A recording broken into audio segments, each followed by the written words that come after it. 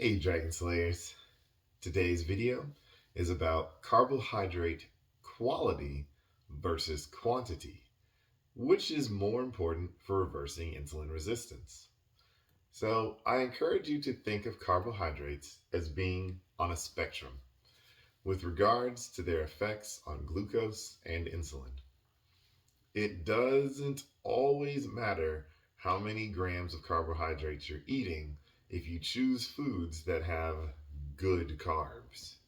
A useful tool in deciding whether a carbohydrate is good or bad is by determining its glycemic load, which is a number that estimates how much a particular carbohydrate food will raise your blood glucose after you eat it.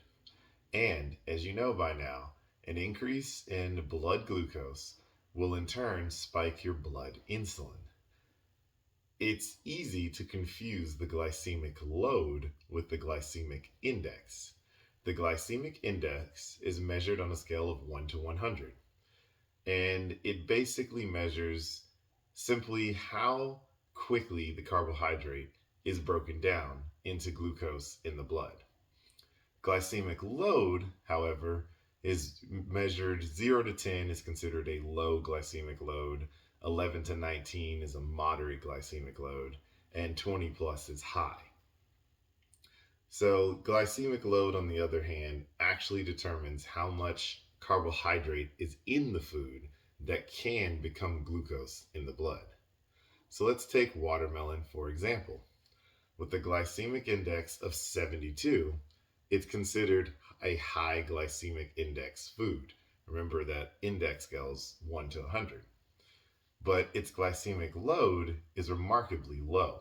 Anything less than a 10 on the glycemic load scale is considered low. Less than a 10. So it's only a 2 on the glycemic load scale. This means that even though the carbohydrate in the watermelon can rapidly become glucose in the blood per the glycemic index, the actual amount of carbohydrate is low enough not to really matter per glycemic load. So, to be clear, the problem with glycemic index is that it doesn't account for how much potential glucose is in the food you're eating, but the glycemic load does. Thus, it's possible to consume a diet that has a higher amount of carbohydrates and still potentially prevent or even improve insulin resistance if the carbohydrate is low glycemic load. Of course, as a reminder, the underlying utility in understanding the glycemic load is to get an idea of what the food is doing to insulin. As mentioned before, a glycemic load of 20 and above is usually considered high, 11 to 19 is moderate, and anything that has a glycemic load of 10 or below is low. This convention is fine, but just remember, the lower the number, the better. It can be difficult to calculate glycemic load on your own, but there are several online and smart app resources that you can use to determine the glycemic load of the foods you're eating. High glycemic load foods include sugary drinks and candy, white pasta and bread, and french fries and baked potatoes. Examples of moderate glycemic load foods would be whole wheat pasta, brown rice, sweet potatoes, and fruit juices without added sugar. Some low glycemic load foods are kidney beans, garbanzo beans, and black beans, lentils, certain whole grain breads, and cashews and peanuts. Fiber-rich vegetables and fruits are good examples of low glycemic load carbohydrates. A diet high in fiber improves insulin sensitivity. Importantly, for people with insulin resistance, keeping the glycemic load low is significantly more effective at improving health compared with a simple low-fat diet.